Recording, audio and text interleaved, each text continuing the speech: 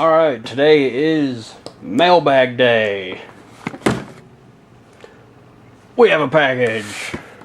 And because for some reason unboxings are a thing, we're gonna open it.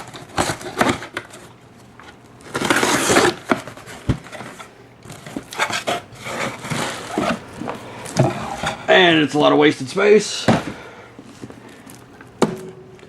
And Star Wars Armada. Trying to get it all in the shot here. This box is pretty big. So, there's the box. Now, let's see what is inside the box.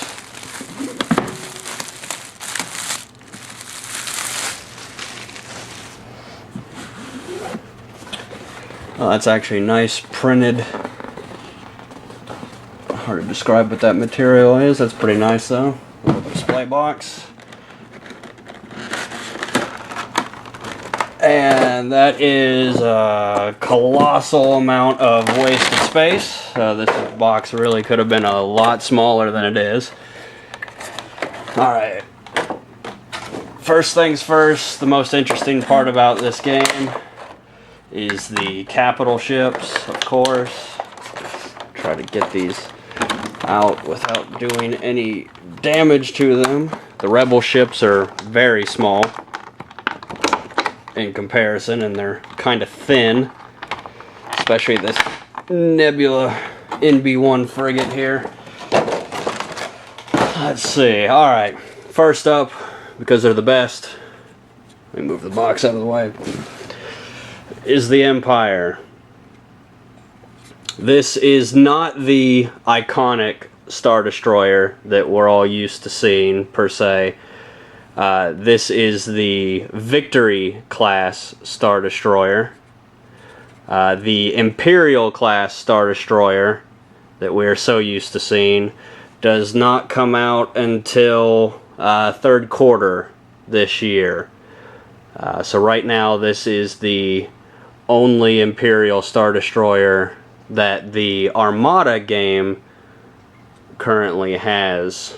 So this is the Star Destroyer that everyone is using and pretty much will be using until third quarter this year. There is another Imperial ship that's actually one of the fleet ships, but it's not exactly a Star Destroyer, but that's for another day. So there's the Star Destroyer. Here is our NB1 medical frigate. And I have to say, despite their very, very small size, the paint detailing on these is pretty good. As you can see, all of the panel lines are actually filled in, which a lot of things on this type of scale size, miniature wise, usually aren't. A lot of times they're not even pre-painted, but these are not only pre-painted, but done pretty well. There's no engine light on this one, so I'll probably paint that in, as well as some more shading, and I'll probably pull out the airbrush, maybe do some battle damage on it. And here is the Corvette. This type of ship, of course, is most famous for its introduction in A New Hope, as it is the very first thing that we see from anything in Star Wars, is this ship kind of doing this number here, just kind of dropping in and taking off with, let's see if we recreate that. So that's this guy kind of dropping in like that, and then the big behemoth just kind of taking in and filling up the camera. Anyway, so these are the three capital ships that you start off with in the core set. I'm going to have to do some adjusting here. There we go. So those are the ships that you start with. As far as your capital ships go, now there are of course your fighter squadrons, which, let's get all this out here, are, these ships, I have to say, are hilariously small. I knew they were going to be small because when you compare them, they have to be small compared to the fleet ships. But just to give you an idea here, there's an X-Wing. The camera is having a hard time even focusing on it. So there's an X-Wing. As you can see, it's, I mean, there it is compared to my thumbnail. And I don't have huge hands, so yeah, it's pretty tiny.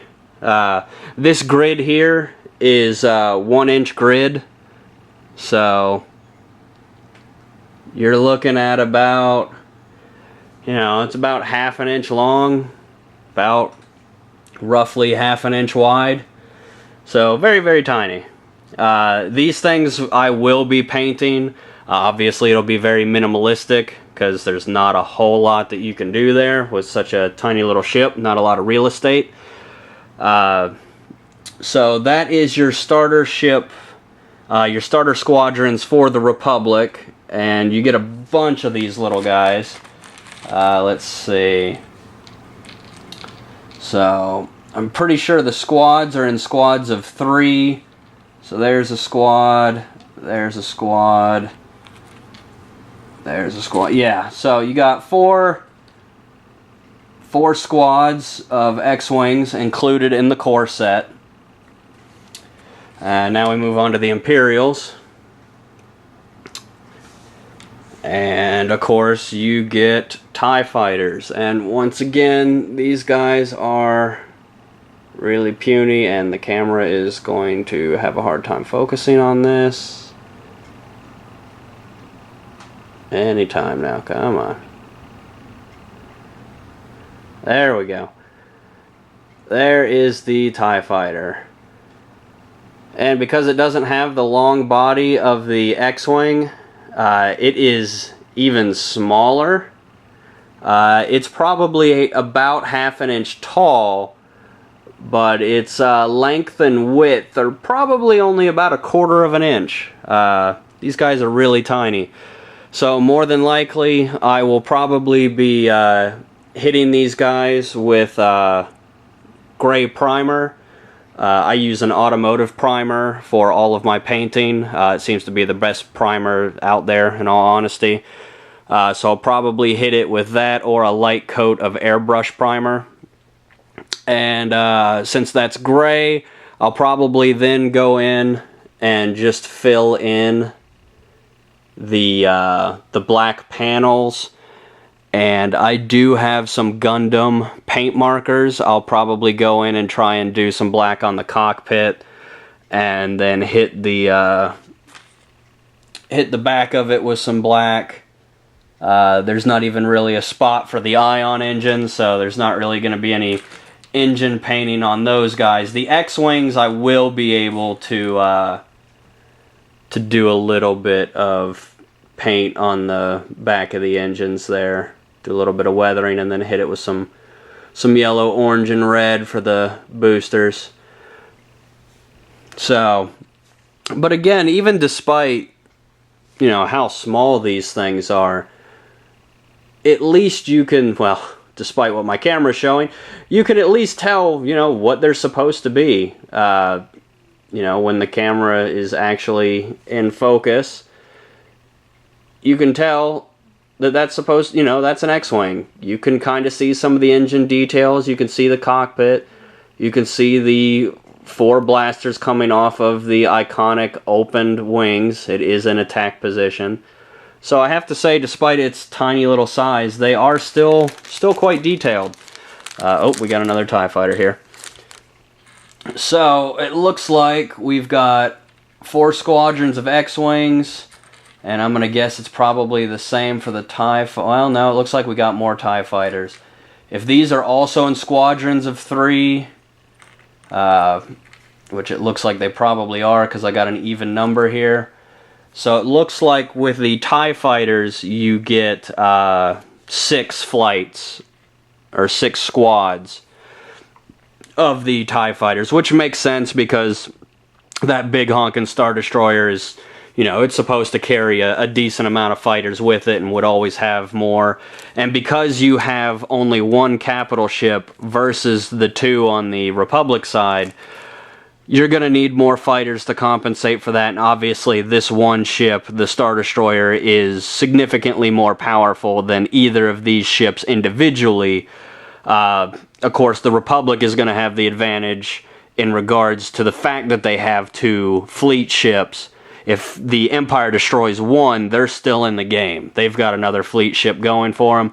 Whereas if the Republic side takes out this Star Destroyer, it's game over. These little TIE fighters, they don't have warp. They've got, you know, they don't have light speed. They don't have any way of getting out of there, so they're essentially doomed. So at that point, the game is over. And I'm getting a phone call. Okay, we're back. Alright, I'm going to zoom out here a little bit because I'll start pulling out some of the other things that come in the box. So these are all the little stand pieces. I'm not gonna bore you to death putting those things together right now. These are the command discs that you use to give your fleet ships commands, and then this is actually the movement tool. So unlike the X-Wing miniatures game where you have to keep all these stupid little pieces of cardboard and you have different shapes and angles and things to move your ships around that way, since this game is less about dogfights and more about fleets, you get this neat little tool that you can actually make all kinds of different angles with by bending it, and you only need one instead of a bunch of little cardboard things that you can adjust. Second one may come in handy for the other player, just so you're not having to pass stuff back and forth, but it's not really necessary by any means. But that's a really cool change from the cardboard nonsense. So that's neat. These are the dice. I don't even know what the heck these little black things are yet. We'll figure that out. But these are the specific dice for the game. One criticism that we already have for this game that I already know about is the Republic side needs 4 red dice, and the game only comes with 3. And you would think with the MSRP of this game being $100, which naturally I didn't pay anywhere near that because that's ridiculous, but for $100 retail on this thing, you think they could include 4 of each dice, which the game actually needs, instead of just 3. So that means either you're going to have to re-roll a die, or you're going to have to pay, it's like $8 on Amazon or $10 retail for an entire set of extra dice, even though you just need 1 of each. So that's kind of a bummer, but it's not necessary. Again, you could just re-roll. These here are the, looks like these are all of your cards for probably just your squadrons. Yeah, squadrons, and it looks like these are also some of the missions and some command cards. So those are just kind of your squad cards there. These are all of your damage cards. There's, wow, quite a lot of these. I don't know. That looks about like probably, I don't know, 40, 50 cards there. It's an inch thick. This is all different damage conditions, it looks like. Oh, we've got hero cards. Okay. For whatever reason, I thought these cards were going to be bigger. These are your different generals, and these are also your action cards that you can use with your fleet ships. So there's those. Those are really tiny. I thought they'd be bigger, but that's kind of a good thing because as it stands, this game requires so much real estate space to play anyway. Anything that they can shrink down that doesn't have to be big is a good thing. I like the fact that the capital ships are a decent size. Honestly, I wish they were bigger, while at the same time, I'm glad they're not, because it would just make this game that much more expensive. That's one thing I like about this over the X-Wing series, is the X-Wing series, geez, I mean, you're going to be paying, in a lot of cases, anywhere from $20 to $40 per ship, whereas on Amazon you can get an entire squad of A-Wings, B-Wings, Y-Wings, and X-Wings together for only $16. Same thing goes for the Imperial side. Interceptors, TIE Advanced, Bombers, and regular TIE Fighters, 2 squads I think each, for only 16 bucks. You can get another Star Destroyer, I think they're 27 on Amazon. So, you know, the bigger ships it gets up in price, but it's definitely cheaper than X-Wing after your initial purchase. This core set is twice, almost 3 times as much as the core set for X-Wing, but in that you're only getting one one X-Wing and 2 TIE Fighters. And this, I mean, I'd say you're getting your money's worth. This is the stand for the Star Destroyer, so it's pretty beefy, and it's not just a tiny little peg, so that should hold up pretty well for that big guy. Here's the 2 stands for the 2 Republic ships. Again, it looks like they're pretty beefy stands. One thing that we can talk about, I haven't put these together obviously yet, but right here, these are the dials for the shields. So if you plop your ship down on here, facing that way, he's got forward shields, left, right, and rear shields. And you can't start damaging the hull of this ship until you get through all of the shields, at least on that side that you're attacking. So that's pretty cool that the shield markers are actually on the base. So you're not having to write it down on paper off to the side, or you don't have a bunch of stupid little counter dials over here. It's right here on the ship. And the same thing goes for the squadrons. The squadrons will have little clicky things, and that will show you how much life each squad has, which is really cool. So that means, you know, none of that other garbage that you have to deal with, like in Magic the Gathering or many other miniature games. Continuing on through the box, here we go. Alright, so this is why I thought the other cards were going to be bigger. Here are the cards for your capital ships, and each model has 2 different versions.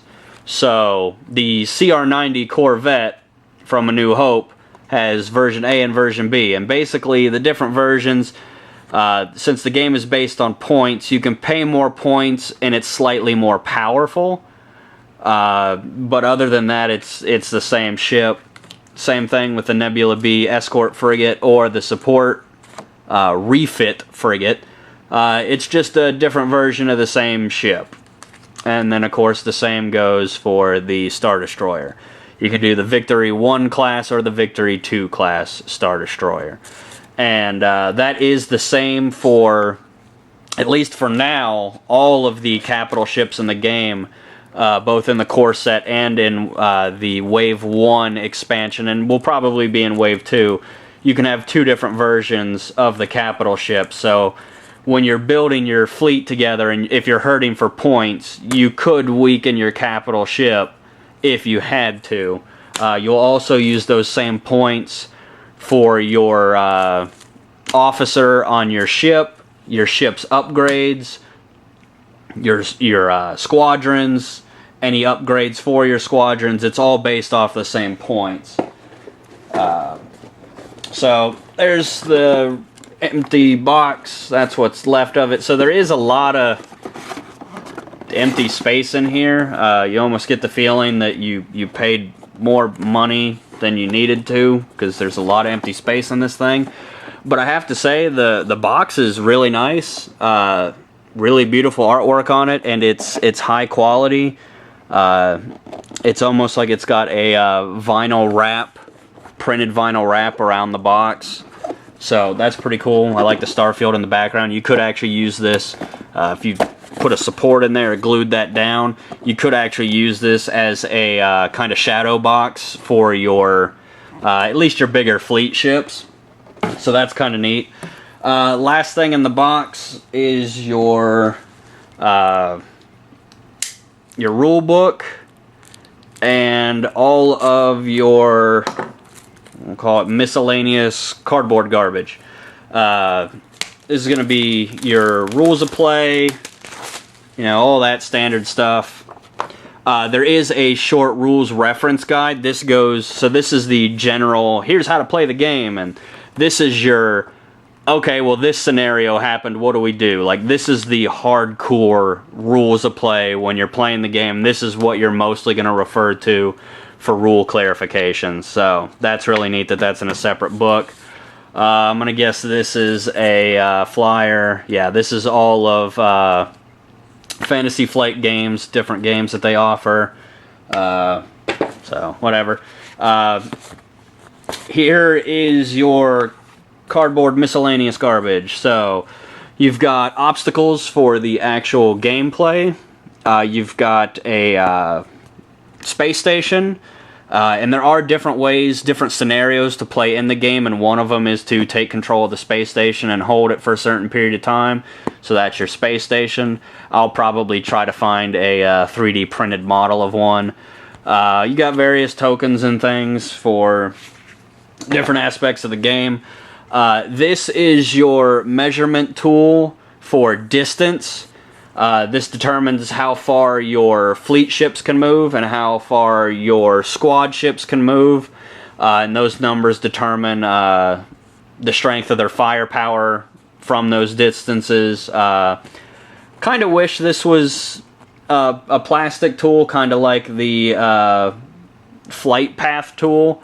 Kind of a shame that it's the cardboard, but I have to say it is at least thick. And the graphics on it are, you know, they're good quality. They're well printed. It's not like it's super cheap or anything. So it is at least good looking. It just would have been nice if all this was maybe plastic and this stuff was all stickers. These are the little health dials for all your different fighters. And what I like about this is, since they're not on these things or anything else, they're nice and flat. I'm going to throw these on my scanning bed and on my scanner and get a digital scan of all this. So if I want to do any custom ships, or if I need to do any replacements or anything like that, I can just reprint these graphics and make them as stickers. And there we go. Don't have to buy a whole nother core set just for those pieces. Here's the bases for your fleet ships, so that's pretty cool. So if you notice, this is your line of attack.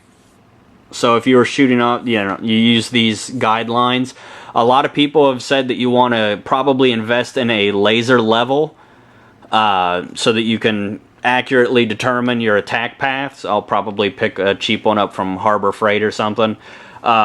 What's really interesting is the Star Destroyer, it is curved. As you notice on the two Republic ships, they're perfectly straight. You can shoot through the back of the base and it's fine.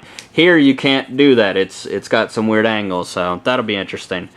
But I just think these are kind of neat because you can just drop those down onto the base itself, and, you know, worst case scenario, anything happens to it, it gets damaged. If you've got the capability, you could just reprint that out as a sticker and put it down on a piece of illustration board or something. But you got your different health dials. That's your initiative token, which normally an initiative token is pretty stupid because it's a person has initiative and they have initiative. That's it for the rest of the game. You don't really need a reminder. But this is cool because it lets you know which turn you're on. So all of your squads, when you do something with them, it'll have a little thing that you can push in, and when you push it in, if it's on blue, you push it in, it'll pop out red on the other side. So when you flip your initiative coin over to show, okay, we're on turn red, you can look at your squad and see, okay, all these guys that are currently red, I can use. After you use them, push the thing in, it'll swap to blue, and you'll know you can't use them again until you're on turn blue. So that's a neat little thing. I really like that, and I'll see how well that works once I get all these put together. But that is everything in the box. I have to say that while $100 retail is incredibly pricey for what is essentially a board game. Well, it's a miniatures game, so that is, different than just a board game. But, I picked it up on Amazon. I got Amazon Prime, and that made it significantly cheaper. An entire 40% cheaper, actually, and free shipping. And the same goes for the other ships. They're all way cheaper on Amazon. So considering that not quite as high price point, I have to say I'm pretty impressed with the quality of everything in the box. I've never really been into miniature games all that much. I enjoy things like D&D and stuff, but miniatures I've kind of avoided just because I have an addictive personality and it can get really expensive. So I purposefully avoided X-Wing because I knew how dangerous that would be for my bank account. But as far as an introduction goes, I mean, you can pay the $66 and you can go right out of the box. You can get a game going, and they say the average game time can be up to 2 hours for one session. It's typically 6 turns, but if you're not doing tournament play, this game will have a lot of customization options and rules that you can kind of come up with on the fly. They suggest a 3x3 space starting out, and then I think tournament play now is 3x6 foot, which is pretty large, but that'll be great when we start getting the bigger ships. Like, I really hope they do a Super Star Destroyer. I think that'd be great to see on the board, because obviously it's not going to be to scale, because as it stands, now this isn't a Victory class, it is smaller, but when you think this ship right here is supposed to fit in there of a Victory class Star Destroyer, that's obviously not going to happen, because that thing would have to be like this big. And then you talk, well, how big would a Star Destroyer be? A Super Star Destroyer. That'd be bigger than your 6-foot table. I mean, it'd have to be probably, I mean, I'm just throwing a number out there, but it'd probably have to be like 12 to 15 feet long, and possibly longer than that to be even close to scale accurate, which they're obviously not going to do that, because that'd be probably, a $500 game piece, which, it's pretty crazy. But yeah, overall, I'm pretty impressed, and now I just got to get all this stuff assembled and hopefully get some games going in the near future. So I will hopefully be reporting back soon. I intend to record, at the very least, the very first game that we play, and I'm sure it will be incredibly craptastic, and we will get many things wrong. But I've noticed there's not a whole lot of stuff out there on this game yet, because it's pretty new still, and I think it's got a slower adoption rate because so many people that would play this game are already playing X-Wing. So it's going to take some time, I think, for it to build up speed. But I definitely like the mechanic of the large fleets. To me, that's more appealing than the smaller dogfighty type battles of the X-Wing miniature game. Especially being that I'm such a fan of the Imperials. I can't wait to have just a bunch of these Star Destroyers floating around. So pretty excited about that. But more to come.